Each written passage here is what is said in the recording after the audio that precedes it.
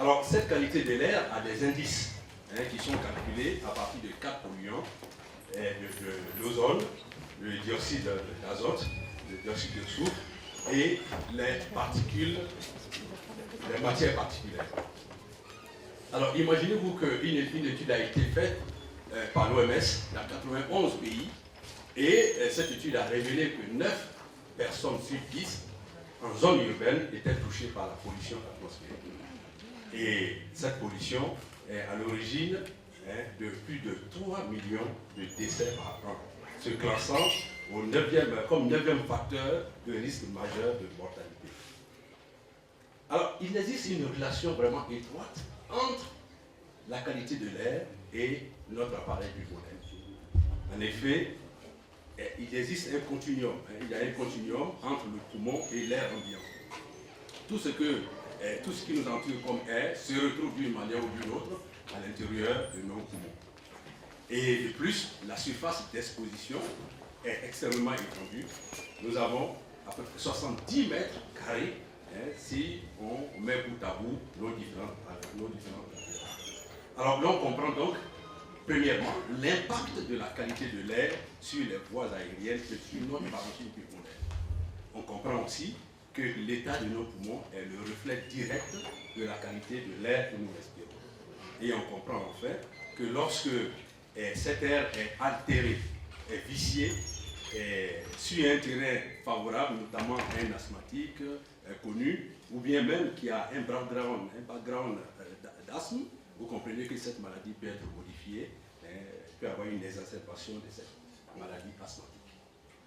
Alors, parlons maintenant des substances qui, justement, entraînent cette pollution.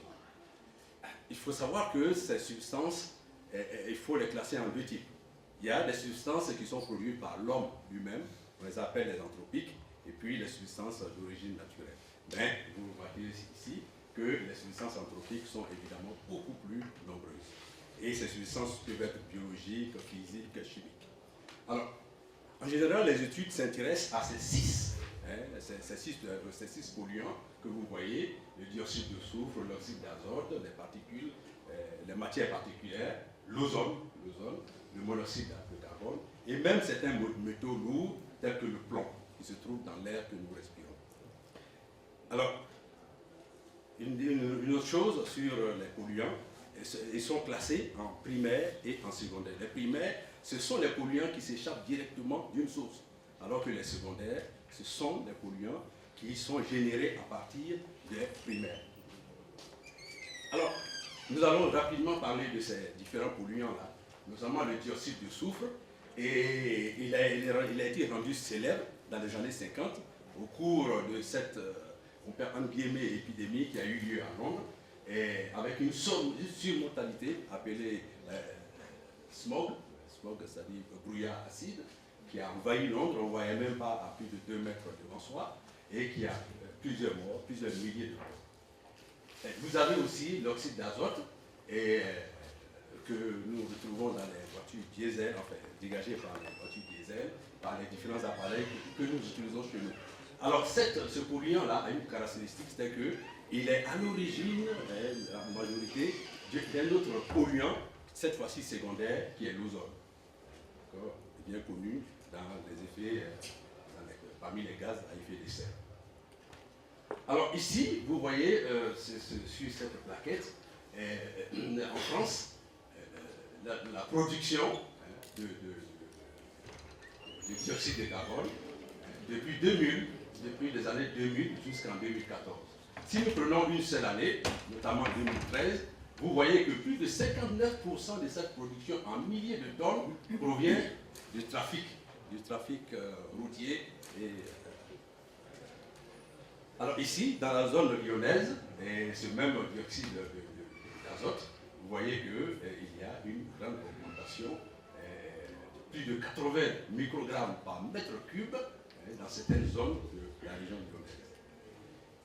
Et puis nous allons terminer la citation de ces différents polluants par les particules atmosphériques. Alors leur caractéristique, c'est que ces particules sont classées en fonction de leur taille et qui vont déterminer leur pénétration dans notre tractus respiratoire.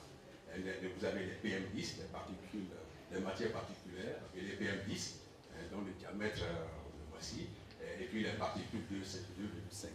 Alors il faut savoir que les plus dangereux, dans le cadre de l'asthme dont nous allons parler, ce sont les PM10 et les PM2,5, c'est-à-dire les particules dont la taille est inférieure à 10 microns. Alors cette plaquette montre, ici vous voyez un abscisse, vous voyez la taille des particules et puis les différents polluants.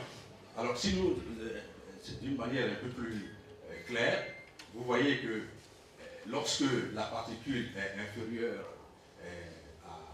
de 50 jusqu'à 5, l'impact, le dépôt se fait surtout au niveau nasopharyngé.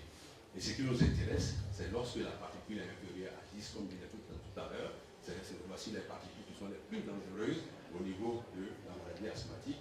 Là, l'impact est vraiment trachéo-bronchique. Alors, les études aussi ont montré, cette fois-ci une méta-analyse, une étude mondiale, qui a montré que dès qu'il y a une augmentation des PM10 de 1%, une augmentation de la mortalité de 1%, dès qu'il y a une élévation des PM de 10 microgrammes par mètre cube. Alors ici, c'est les PM, les matières particulières en France, en milliers de tonnes, depuis les années 2000 jusqu'en 2014. Alors vous voyez ici que plus du tiers de l'émanation des PM se fait dans nos résidences, dans nos bureaux et dans nos résidences. Alors j'ai pu retrouver une étude faite à Alger dans les années 2000. Vous voyez ici que les PM10, vous voyez que vers le mois de janvier, le PM10 peut monter jusqu'à 200 microgrammes, 200 microns par mètre carré. Alors, il faut terminer simplement en parlant des composés organiques, notamment les COV et les métaux lourds. Alors vous voyez que même les plombs qu'on retrouve dans notre quotidien, les plaquettes de frein, les pneus et les batteries aussi dégagent des métaux lourds dans notre environnement. Donc il faut éviter évidemment d'aller à une vitesse élevée, sinon vous dégagez beaucoup de plomb, et si jamais c'est le cas, il faut éviter de freiner parce que les plaquettes aussi dégagent. Alors, nous allons rapidement passer, parce que le temps s'écoule, nous allons rapidement donc passer à l'impact respiratoire de ces polluants. Alors, c'est depuis les années 50, je l'ai dit tout à l'heure, que cet impact respiratoire des polluants a pris vraiment son essor. En effet, lorsque après des milliers de morts à Londres, la communauté scientifique a vraiment reconnu la qualité de l'air dans les maladies respiratoires telles que l'asthme. Alors, quels sont les mécanismes physiopathologiques? Alors, ces mécanismes sont divers. Il y a des mécanismes pour la pollution extérieure, il y a des mécanismes pour la pollution intérieure. Quant à la pollution extérieure, vous avez des réponses au stress oxydant, dont on a parlé hier, les mécanismes inflammatoires, le remodelage de la muqueuse bronchique, les réponses immunologiques, etc. etc.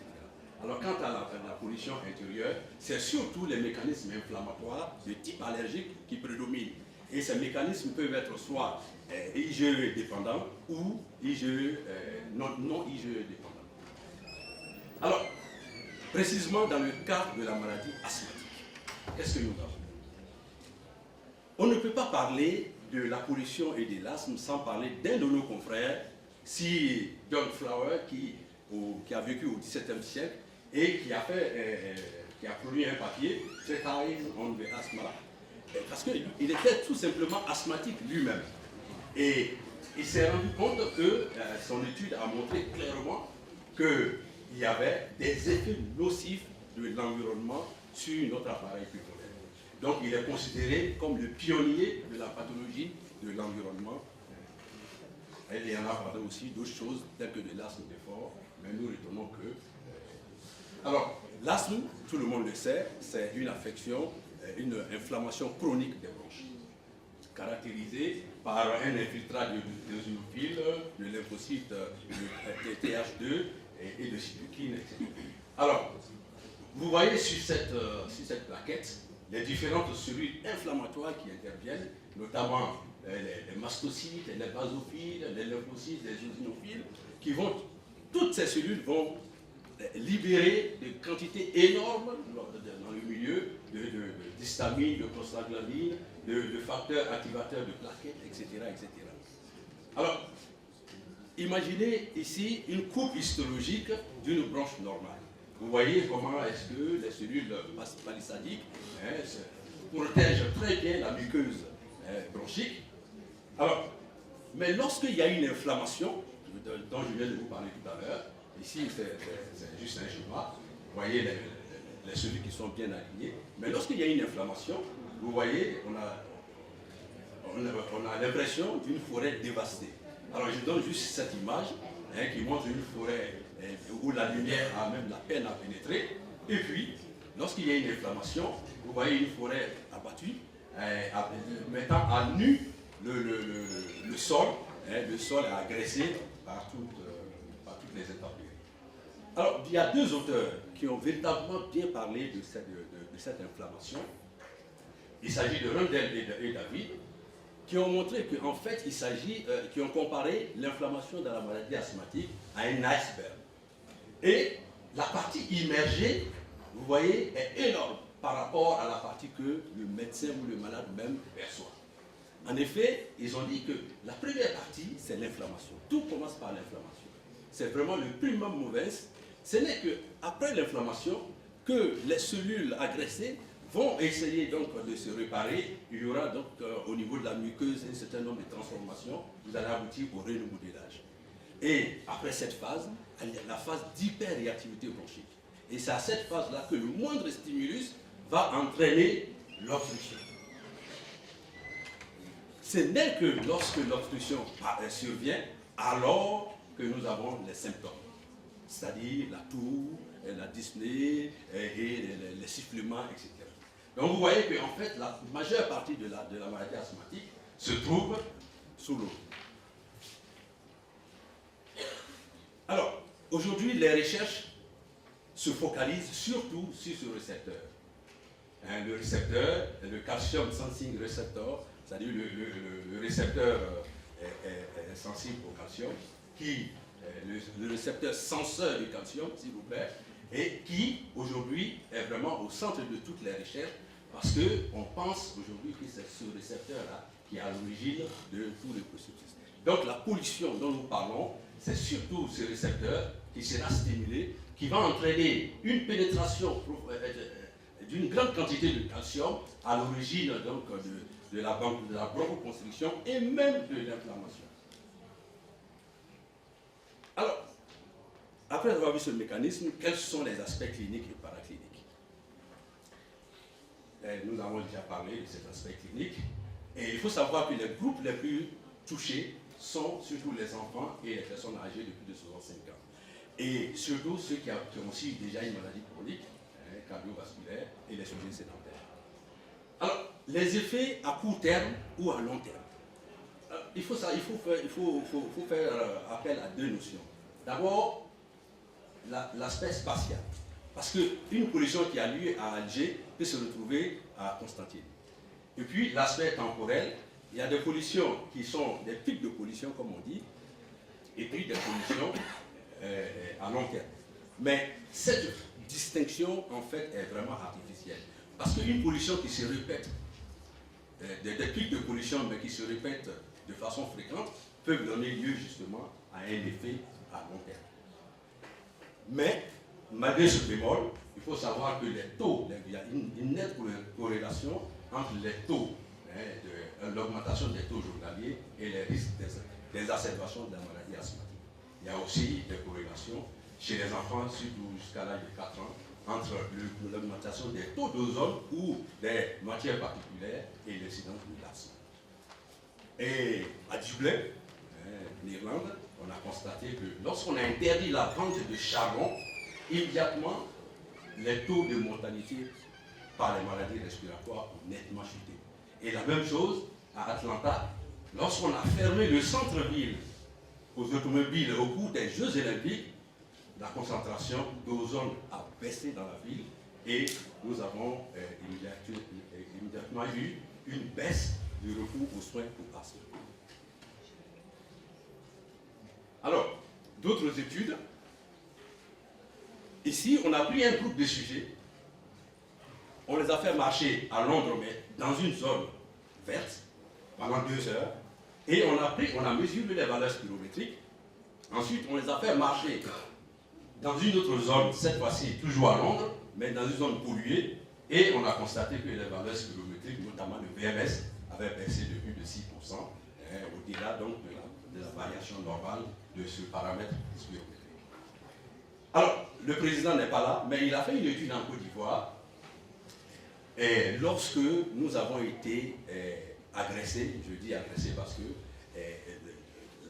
des individus véreux ont déversé en 2006 des produits pétroliers dans la ville d'Abidjan. Alors, le président de la SADP a donc fait une étude et il s'est rendu compte tout simplement que les sujets exposés avaient une hyperréactivité bronchique de 25% par rapport aux sujets non exposés. Et nous avons aussi effectué avec le professeur Vanessa une étude chez les fumeuses de poissons à Abidjan, et on s'est rendu compte que ces femmes, ces gentilles femmes qui nous nourrissent, en fait, c'est au détriment de leur propre santé, parce que, voyez-vous, ces femmes, lorsque on a mesuré l'hyperréactivité bronchique chez ces femmes-là, on s'est rendu compte qu'elles avaient une hyperréactivité bronchique extrêmement élevée. Et celles qui pratiquaient leur activité dans un site couvert avaient une hyperréactivité encore beaucoup plus élevée. Qu'est-ce que je peux vous dire en conclusion? Oubliez tout ce que je vous ai dit, retenez simplement que le meilleur moyen de contrôler la qualité de l'air, c'est qu'il y ait une absence de maladies respiratoires dépendant de notre environnement. Il est donc nécessaire que les efforts, aussi bien les efforts locaux, nationaux et mondiaux, notamment les différents COP 21, 23, etc., continuent, afin que nous puissions alléger le fardeau de la pollution de l'air sur notre santé respiratoire. Je vous remercie.